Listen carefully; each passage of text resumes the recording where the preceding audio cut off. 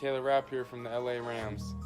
Shout out to Steve Taylor, the real sports guy, and the honorary Ram. When Steve's talks sports, you better listen. Thanks, Steve from the Rams, for your continued support and love. We are taking it all the way this year, but you already know that. Go Rams.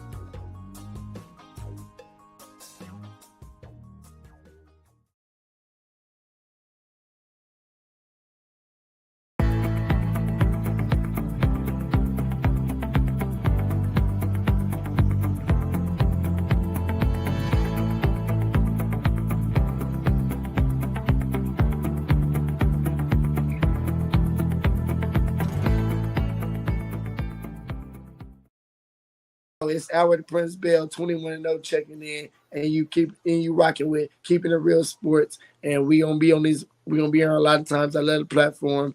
Check in. It's the new wave. Like, follow, subscribe, and do all that good stuff.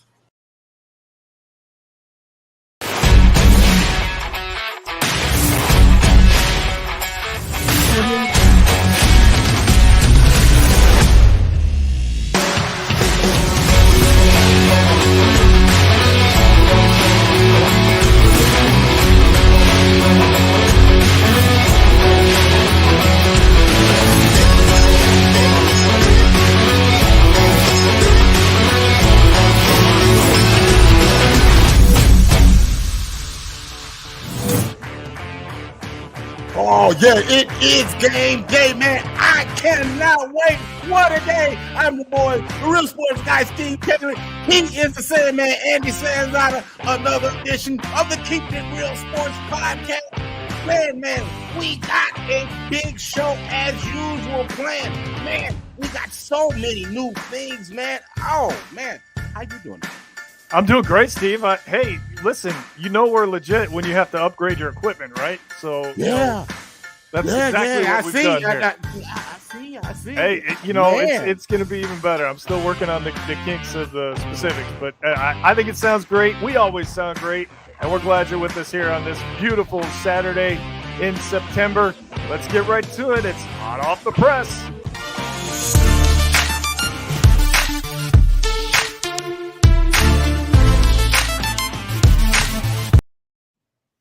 All right, Steve, well, there's no bigger story in all of sports this week than what happened in the NBA in the offseason, and it has to be this. Robert Sarver, one of the co-owners of the Phoenix Suns, investigated and fined $10 million and banned 1 year by the NBA.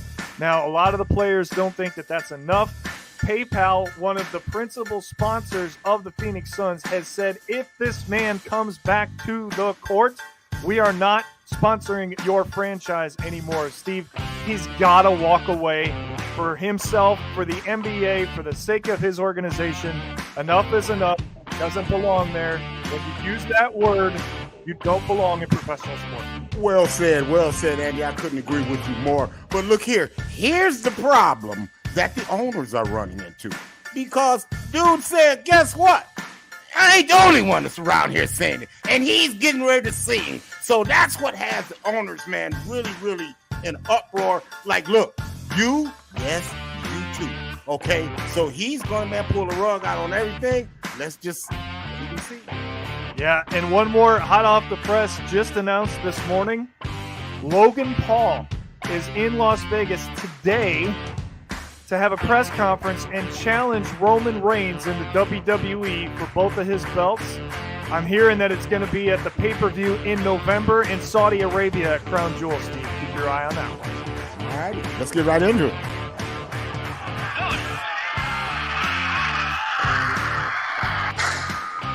Quick hitters. All right, we're going to start in the world of tennis. What a tournament it was, Steve, and both of our picks came out on top. Carlos Alcaraz, all those five-setters, all that time on court. Well, when you're 19, it doesn't matter, my friend, because he had the best game throughout the entire tournament. He wins the men's side, and Iga Swiatek wins the women's side. She wins it in straight sets. Alcaraz needed 4 to beat Casper Ruud. And Alcaraz, in addition to winning the U.S. Open, Steve, has now become world number 1. What I tell you, man, what is melancholy for me is the former world's number 1 who just announced that he's going to retire. Roger Federer, he has done it so much better over the years. 20 Grand Slam titles, man. Look, to me, the prettiest backhand in all of tennis. Roger Federer has done it so much better. Is going to retire at 41. Yeah, the Laver Cup will be his last event. I think that's either next week or next month. So, listen, he had finally admitted his body caught up to him, and he just couldn't do it anymore. So I got another one for you. We talk about documentaries. You and I were talking about that one on Netflix about the NBA's conspiracy and the illegal betting of Tim Donaghy and the referees. Well, check this out. Today, in theaters nationwide, there's going to be a Hockeyland documentary. And what this is it's similar to like Field of Dreams and Hoosiers and things along those lines, where they're going to feature 4 high schools in Minnesota and go through their season. Steve, hockey in Minnesota is like football in Texas. I'm really excited to see this. I think a lot of people that enjoy documentaries like that should go see it as well. What I'm excited to see is tonight, we finally get the trilogy of the Canelo Alvarez Triple G's match between the gloves. But, man, I can't wait to see it, man. Tonight, we finally get it. Hey, let me give you a winner. I like Triple G. I'm just saying. It's going to be a great fight tonight. Okay. Yeah, Speaking of fights, how about fights last night, man? Premiering right here on the on Keeping It Real Sports, man. What, man? We debuted the Albert Bell fight against Nicholas Polanco. Man, we got a great response. Thanks to everybody, man. Lamar, the boxing promoter, for reaching out, man. Pulse Entertainment for reaching out. Albert Bell himself reached out, man. We're loving the support, man. We're gonna keep it coming. Yeah, that's the first of many, for sure. All right, that'll do it for Quick Hitters, Steve, but we're not done just yet. I think we got a few more stories to talk about.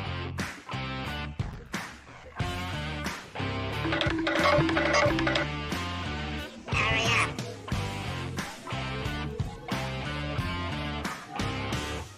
Oh, we're going to the hurry up? I thought we were doing oh by the way.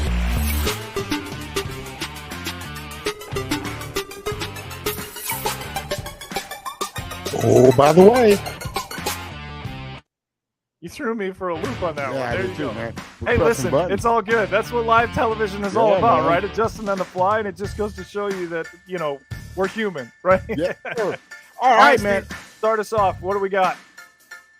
Well, oh, by the way, did you know from Baker Mayfield last week, 16 to 27, 235 yards, a touchdown, and an interception, played well, and he had a rushing touchdown. Baker, wasn't your fault. It wasn't, and he gave us a legitimate scare. Listen, we're not going to make a lot of, well, maybe with Cade York we will, but the Browns did not play well. I'm nervous about the Jets tomorrow, even though it's the home opener. Let's just put it that way. So with this, oh, by the way, this week, we should clarify, we're going to do new face, new place, right? So we start with Baker in Carolina, and he's been there, but he hasn't been the guy. So I'm going to go to Seattle next, and I'm going to count this one, and I'm going to say Geno Smith. Okay, look at those numbers. How about that? 23 of 28, 195 yards, 2 touchdowns. But Steve, no interceptions. He played really well. Seattle deserved the win. The defense saved the game at the end. Denver made a bad coaching decision. That might have helped as well. But later in our storylines, we'll see that they did lose something for the rest of the season, even though they won that game.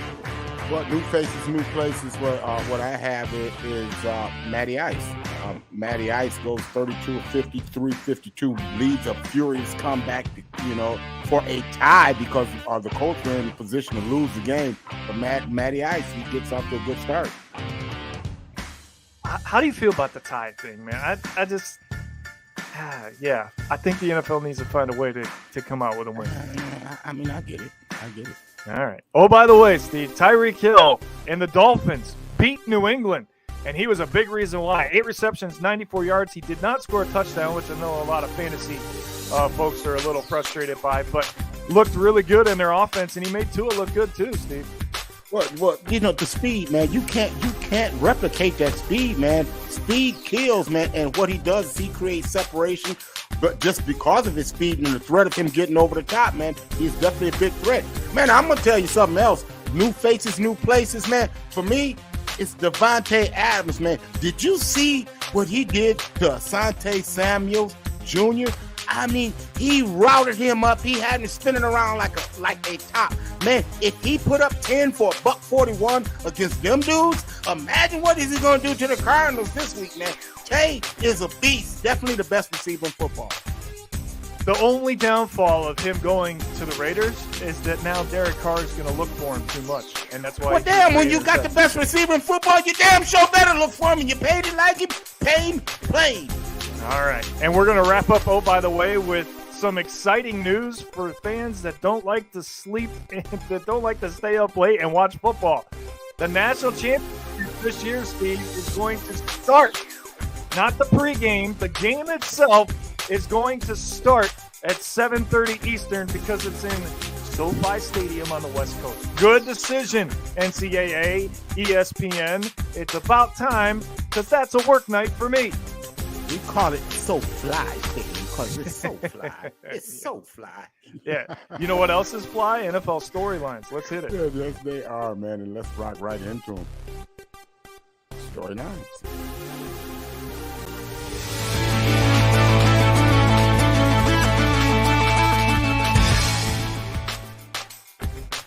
All right, Steve, let's start in Pittsburgh where we have our eyes on this one because it could be extremely significant. TJ Watt tore his pec in the win against Cincinnati. That was by far the craziest week one game I think I've ever seen in terms of everything that happened in that game.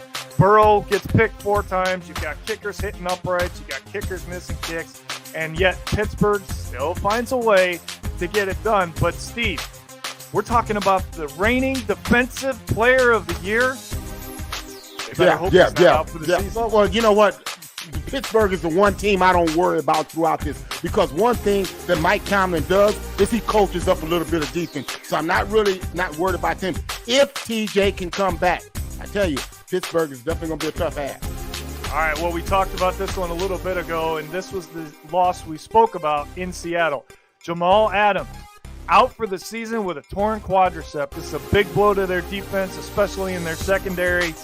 Was it worth the win? I don't think so. This is a huge loss for Seattle. They are already going to struggle, Steve.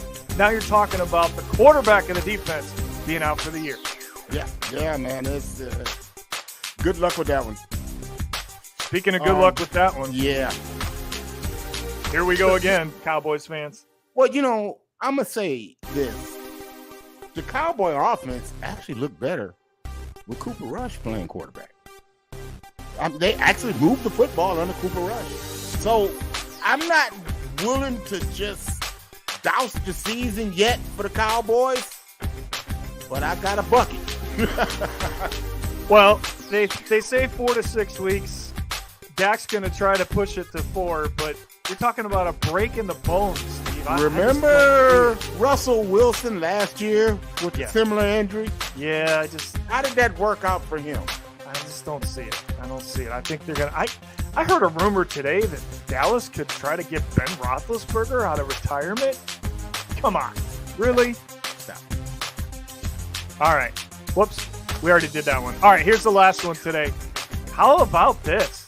Kansas City Chiefs haven't skipped a beat, Steve. No Tyreek, no problem. They handled the Chargers on Thursday night. They're 2-0. They're looking like the favorites in the West and possibly the AFC once again. And the guy on the right is the reason why. We tried to tell you. As long as they got my homie, it's okay. Relax. I actually think they could be better this year because he can spread the ball around a lot more.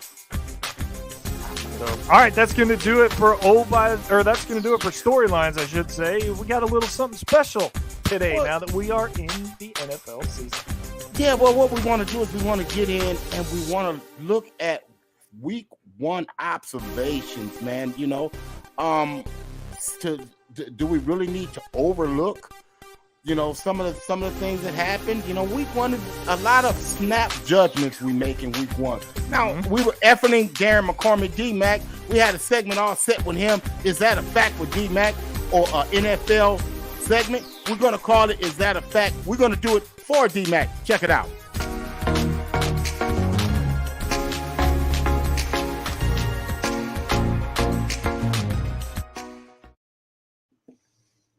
All right, Steve. Well, we're going to start with the betting side of the NFL, and who are some of the upsets that we should be looking at in the lines this week? Man, I'm going to tell you the one that I would really look out for is I like the 10.5, man, that the Titans are getting from Buffalo on Monday night. Buffalo had an impressive outing last Thursday night. But for 11 days, they've been off. And for 11 days, America has been telling them how great they are. And now how they're just going to run the Tennessee Titans off the field. Now, if memory serves me right, the last time that these two teams met, King Derrick had $145 and a couple of touchdowns. Okay, I'm just saying, not to mention the infamous stiff arm. Okay, so that's what one I would look at. Give me that 10.5 now. I like that one as well. And, think about the way Tennessee lost last week, too. I think that's going to factor into it as well. Yeah. Is that the only upset, or you got another one? Well, that's pretty, man, you don't have to have another one. You can just go with one. It's okay. I kind of like that one. All right, let's roll with the 10.5. We'll take Tennessee to cover that one for sure. All right, let's get into some real stories after week one and take a look at a couple scenarios that you and I were talking about throughout this week, whether or not these teams should be on red alert or not hit the panic button just yet. Let's start out west in your division, and let's go to the San Francisco 49ers. Well, that is a legitimate question. Do they have a quarterback problem? We saw Trey Lance last week, 13 of 28, 164 yards. But the completion percentage is what scares the hell out of me, Andy. He's only completing 46% of his passes. His QB rating was just 50. This is going to have to improve because you know who's sitting on the sideline waiting to come in the game? Yeah, the guy that took him to almost the Super Bowl last year. Exactly, Yeah, that guy that should, by the way, still be on the field, in my opinion. It's not Trey Lance time yet. I will say this for Trey Lance, though, Steve. I don't know how you throw a football in a monsoon. I'm just saying. Okay, hey, this just in. It's an 80% chance of rain on Sunday. I'm just saying. Okay, now I'm really going to have to watch that game. All right, Thursday we talked about Kansas City going 2-0. They did that because they took down the Chargers. The Chargers escaped week one, Steve. If it wasn't for Derek Carr's 3 interceptions, they'd be 0-2 right now. So, cause for concern. Man, as electrifying as this offense is, man, and we've seen the electrifying moments, what we also saw was Justin Herbert get drilled in the ribs and really not tough it out like I've heard Shady McCoy say. I played with broken ribs before. Put me in, coach. Man, is that cause for concern? I would say so. I think a little bit overhyped. We kind of saw it because in the closing moments of that game, Edwards-Helaire ran the football and the Kansas City Chiefs right down the center of that defense. Kind of what we saw in our projections preseason. And we said that was the reason that we're not buying the Chargers, because they haven't addressed stopping the run. You can score all the points you want, but if you can't stop the other team from doing the same thing, you're not going to win more than you lose, right? Right. However, I will say this. I saw a report that it wasn't a break in the rib. It was torn cartilage. That's a different ball game, my friend, as far as Shady McCoy's comments go. Okay. All right, we talked about Dak earlier. Is it time to panic, or is it early enough in the season where they might be able to survive this? Well, the reason they can survive is because what we're seeing there is that defense. We know 11 from heaven. Michael Parsons can wreck a defense, a wrecking offense, and that's what he's going to have to do. He was a one-man sacking machine against Tampa Bay on Sunday night. Man, not just panic yet, but we got the button out, Cowboys. We got it out. Yeah, where's Ezekiel Elliott? It's Zeke time. He's going to have to take care of that offense. 10 carries, 52 yards. Yeah. That's not going to do it. He's going to have to step up and get more like 25 or 30 carries, which is what he was doing when he first came in the league, and people were talking about him as one of the best running backs in the league because of those type of numbers. You got to go back to that. But as long as Mike McCarthy's the coach, Steve, they got more than quarterback issues. All right, let's finish it up with your team.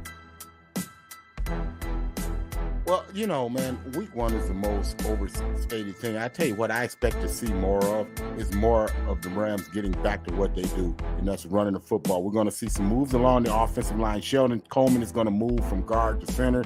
Tremaine Anchorman is going to step in at guard. We're going to see more mauling, getting after it, scheming after it. Expect the Rams to get back on track this week.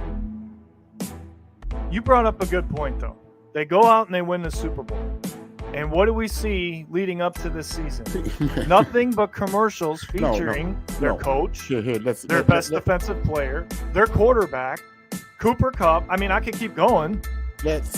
Are they not focused enough on football Let me right now? dispel all of that.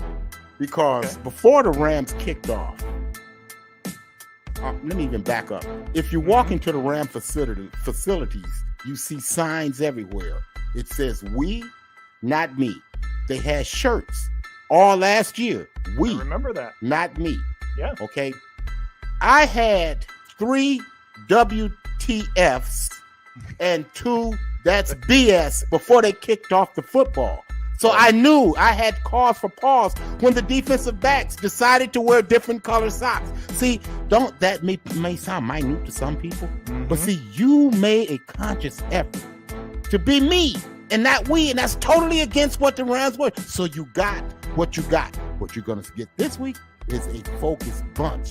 We get back to we. They've been humbled. Now it's time to go to work. All right, speaking of time to go to work, it's time to make some picks. Let's take a look at how we did last week in our NFL Pick 6. Ooh. Yeah. All right, now. I'm digging that. Hey, listen, I told you Minnesota was for real, right? I think they showed it last week. Yeah. And So what I didn't take into account was it's 2 times you don't pick Aaron Rodgers. It's week 1 and in the playoffs. Okay? It's simple as that. And I knew that. So that's why I took Minnesota. And I almost went 3-0 if it wasn't for Derek Carr's 3 interceptions. But anyways, all right, we got to speed up here. Let's take a look at the games this week. A rivalry game in the NFC South. You've got a classic, as always, between Pittsburgh and New England.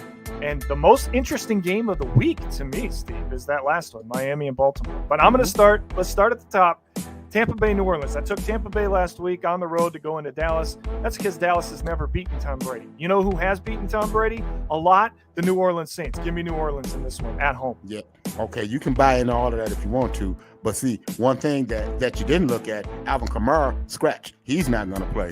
Okay, so let's just start there and we can finish there. Okay, when you look on the other side, I don't care who's not there for Tampa Bay. As long as Tom Brady is there, give me Tom Brady now. All right, Pittsburgh and New England. Mac Jones had a back injury, but it's just back spasms, so nothing serious there. Pittsburgh without TJ Watt, but they're at home, Steve, and they've owned New England since Tom Brady left. I hate to do it, but I have to be smart in this one. I'm taking Pittsburgh. You better. I mean, did you see what they meant, how they schemed up Joe Burrow last week? Minka Fitzpatrick is special. I'm going to tell you, this brother is something special. He gets after it. He blocked an extra point so they couldn't lose the game. Give me the Pittsburgh Steelers. Yeah, and you know, the one thing I'll say about this game, though, is it could go New England's way if they get in Trubisky's head with the coverages, but I don't see that happening. All right, I think they're smart enough to run the football and not let Trubisky mess it up.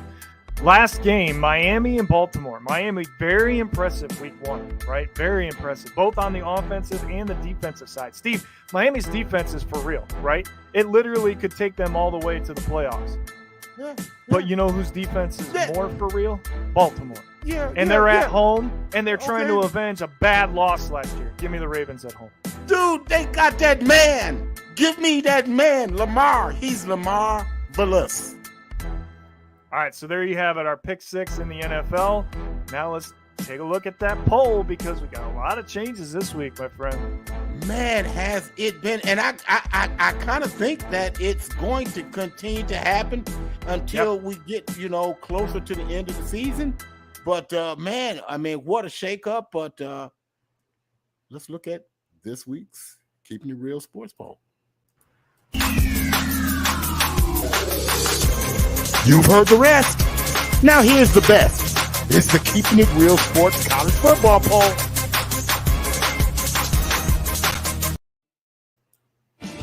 Big shakeup this week. We got 4 new teams in the top 10. And we'll start at number 10 with Kentucky. Very impressive to go into the swamp and get a win after what Florida did to Utah, Steve. I like this team a lot. I think they're going to make some noise in the SEC. Yeah, they do. They get Youngstown State today. Last week, as you see, they weren't rated. The quarterback position is very solid, man. Liam Cohn, he left there. He's the Rams offensive coordinator, so they have a lot of NFL philosophies in place there offensively for the Kentucky Wildcats. Man, we like Kentucky at number 10.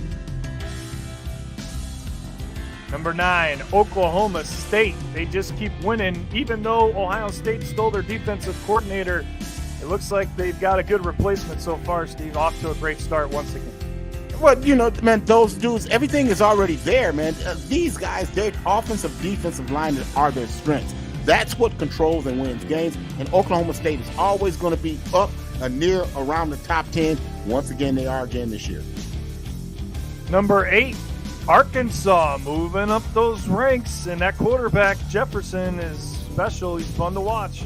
Love KJ Jefferson and company, man. I love what they've done. You've got the kid that comes over from Alabama to kind of shore up that defensive side of the ball. But what they did is tough. They're tough between the tackles, man. They really play tough in that football. Today they get Missouri State. I like Arkansas Razorbacks. USC just keeps moving up, Steve. Very impressive to go into a rivalry game on the road and make a statement last week. The one thing I like about USC, and the one thing that we can't deny, is Lincoln Riley's ability to scheme up offenses. He's the best play caller in America, bar none, second to none, I promise you.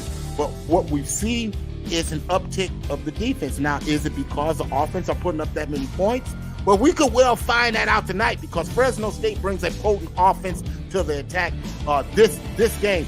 I'm telling you, the over and under is 72 in that one. So I'm telling you, I expect an offensive explosion. The Trojans were number 10 last week. We got them 7 this week. All right, and the next 6, there's a little bit of a shakeup, but they're the same teams.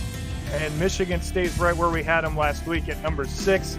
You talked about a slaughter to the lamb in Hawaii. They proved it. They went out and put up a lot of points last week. They're getting stronger every week. Watch out for the Wolverines. Yeah, McCarthy is the everyday starter now. That's who Harbaugh's going with. He's going with the sophomore. They get UConn today. They're 47-point favorite today. Last week we had them 6. We'll keep them at number 6. And we'll keep Clemson at number 5 as well. Well, it's all because of Dabo and company, man. We know DJ. He is what he is, man. He is not. He's a game manager more so, man. They have the targets around him and the skill position around him to really make things, man, difficult for other teams. Today, that happens to be Louisiana Tech. A rivalry game with Nebraska. Nebraska's a mess right now. We didn't talk about it, but we'll mention it. Scott Frost fired the day after losing to Georgia Southern. Is this a trap game for Oklahoma because of the distractions in Nebraska, or are they just going to keep making Nebraska look like Nebraska? Dude, it was Georgia Southern. This ain't Georgia Southern this week. It's the Oklahoma Sooners. I'm telling you, it is big trouble today. All right. Now, here's the shakeup. We're going to drop Alabama to number 3 because of how close they played with Texas. Now, that's not a disrespect to Texas, but we just feel like they've got to work their way back up after going in there and escaping with a win in a game that you and I felt they should have won by 2 touchdowns. But they really should have. But the thing that I really like is Bryce Young. The big playmakers for Alabama stepped up and made plays when they had to. Will Anderson made big plays when he had to. Bryce Young refused to let this team win. That is what you respect about Alabama. They're always going to be dangerous. Right now, you can take and interchange 1, 2, and 3. This week, we chose to do just that. Well, even without their best receiver, they put up 45 last week. He's coming back tonight. Ohio State trying to pick up momentum as they get ready for the Big Ten season starting next week. when I will be there to watch them take on Wisconsin in the blackout game. Well, I tell you who's there right now. Kingston Dredd is in the house, and he's getting ready for a house day against the Rockets tonight. Shout out to Kingston Dredd. He's one of our big-time followers, man. Much love to you. But I tell you, it's going to be big trouble for the Rockets tonight. Dallas Gann comes back to the shoe, and he's going to leave with a shoe print. I'm sorry, Dallas Gann, the Rockets. I love your Rockets, but not today. Give me the Buckeyes. Yeah. And then number one and obvious, once again, they just keep winning. And I have a feeling they're going to make another statement in South Carolina today. That could be a trap game because they're going on the road to play a very tough, historically South Carolina team. Last week we had them number 2. This week we have them number 1. Let's just watch and see if Stetson Bennett IV can continue his mastery of college football. I just think that their defense is going to force Spencer Rattler to make some bad decisions. So I think that game's not even going to be close. All right, Steve, that's going to do it for our poll. Now it's time for some head-to-head. And who you got? Who you got? Ladies and gentlemen, are you ready?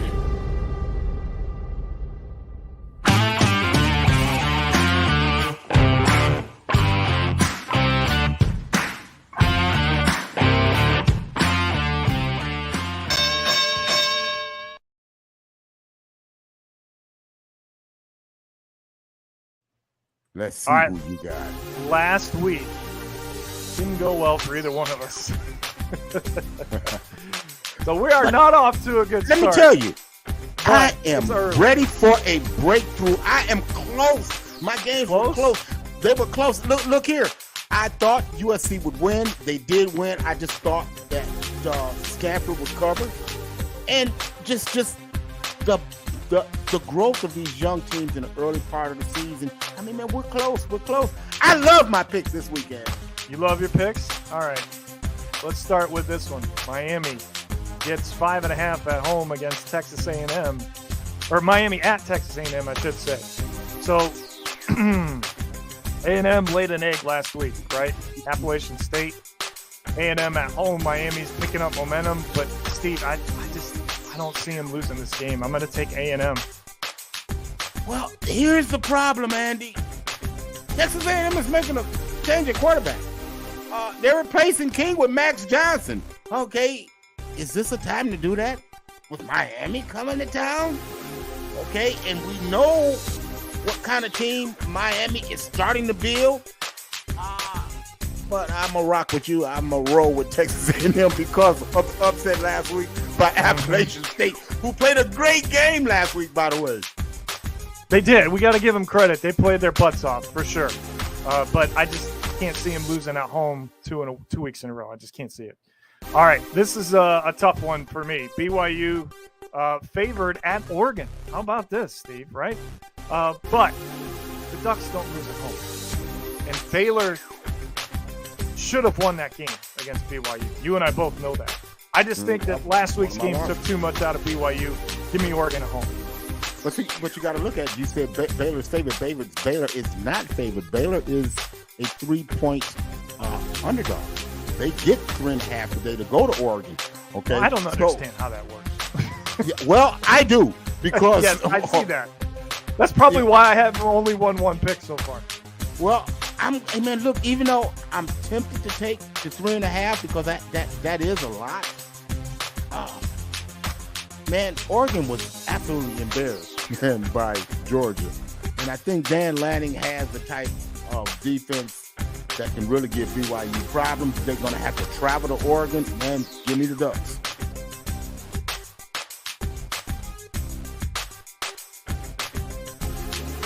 Okay. We've lost Andy's. You there? There we go. Yeah, there Penn we State go. favored by 3 on the road at Auburn. Penn State won last year, but that was a home game. But you know what, Steve? I'm buying Penn State more than most people. I think they're scary. I think that you've got to keep an eye on them. And this would be a big statement for them to go down and make it. I'm going to give them a chance to do it. I'll take the Big Ten team on the road, covering the 3. Well, I'm not, because Big Ten teams historically don't fare well in SEC country. And that's where this is at. They're going into Alabama, Auburn, War Eagle. Man, give me the Tigers. All right. That's going to do it for our picks. But we got to finish the show with our favorite segment. Did you see that dude? Man, did you see that dude, man? That dude, oh my gosh, it's the tight end from Pittsburgh. Man, we were watching the game, and I'm looking at this where I'm talking to you, Andy. Gavin Bartholomew hurdles the defender, and he scores a touchdown, and I'm screaming, and you're like, what the hell are you screaming? I'm like, did you see that dude? You know what that means. He gets the that dude sticker. Give him that sticker. There That's that dude of the week. All right. And that is episode number 51. Man, I'm telling you, it has been a blast today, man. Man, I've had a great weekend here. Just the fight last night. I'm still, man, really, you get a chance, go back and check the fight, man. You can check it on Steve's TV, on Keeping It Real Sports TV. I mean, man, it's replaying on our Facebook pages. I mean, you can find it. It's out there, man. It's a great fight. And man, it's it only gets better from here. It only gets better from here. And you know what? Yeah. The more football, as we get through football, we're going to have the playoffs coming up in Major League Baseball, which I think are going to be exciting this year. And then, before you know it, we're in the NBA and NHL season. I mean, this is our favorite time of the year, right? This is where this show is the most fun for us because you got to pick. You can't get it all in, right? Yeah, as you saw today, we didn't even have time for the hurry up. We had to go right to, oh, by the way. So, right. On the fly. There we go. There it is. So, man, there you go. 51 of them in, man. Until next week. We wish you love. Man, peace. Deuces.